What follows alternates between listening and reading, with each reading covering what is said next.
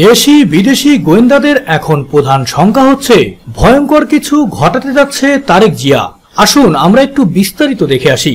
কারাগারে বেগম জিয়া 2 মাস পূর্ণ হয়ে গেল। গত 8 ফেব্রুয়ারি বেগম জিয়া কারা অভ্যন্তরীণ হবার আগে তারেক জিয়াকে দলের ভারপ্রাপ্ত চেয়ারম্যান হিসেবে ঘোষণা করেছিলেন।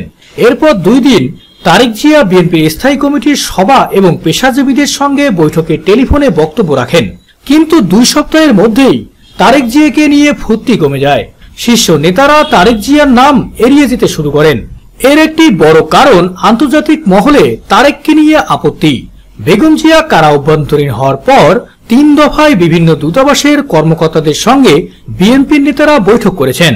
3টি বৈঠকেই তারেক জিয়ার প্রসঙ্গে এসেছে নেতিবাচক ভাবনা। এজন্যই কি বিএনপি তারেক জিয়ার নাম এড়িয়ে যাচ্ছেন? বিএনপির একাধিক নেতাদের সঙ্গে কথা বলে জানা গেছে তারেক জিয়াকে আড়াল করার এটি একটি অন্যতম কারণ, কিন্তু এটি প্রধান কারণ নয়। বিএনপির একাধিক সূত্র আরো বলছে তারেক জিয়া মনে করছেন আদালত, আন্দোলন কিংবা সমঝোতা এর কোনো পথেই বেগম জিয়ার মুক্তি নেই। মুক্তির জন্য প্রয়োজন অন্য কিছু। এই অন্য কিছু সম্পর্কে স্পষ্ট ধারণা না থাকলেও কিছু আশ করতে পারছেন অনেক বিএনপি নেতারাই। 2 দিন আগে বিএনপির একজন সিনিয়র নেতার সঙ্গে তারেক জিয়ার টেলিফোনে আলাপ হয়। ওই নেতা তার কাছে জানতে চান এখন কি ধরনের কর্মসূচি গ্রহণ করা উচিত। জবাবে তারেক জিয়া বলেন, আপনারা আপনাদের কাজ করুন, আমি আমারটা করছি। তারেক জিয়া কি করছেন? এর উত্তরে বিএনপি নেতারা এখন নিরুত্তর। রাজনৈতিক বিশ্লেষকরা বলছেন তারেক জিয়ার এই হঠাৎ নীরবতা উদ্বেগজনক। তারেক যে ধারার রাজনীতিতে বিশ্বাসী সেই ধারায় এরকম নীরবতার অর্থ হলো সামনে ভয়ঙ্কর কোনো ঘটনা ঘটতে পারে। একাধিক গোয়েন্দা সংস্থা জানিয়েছে প্রচলিত গণতান্ত্রিক ধারার বাইরে কিছু একটা করে সরকার উৎখাতের চেষ্টাই তারেকের প্রধান লক্ষ্য হতে পারে। সম্প্রতি সময়ে দেশে এবং বিদেশে বেশ কিছু বৈঠক অনুষ্ঠিত হয়েছে। এই বৈঠকগুলো বাংলাদেশের বিরোধী ষড়যন্ত্রের অংশ বলে অনেকেই ধারণা করছেন।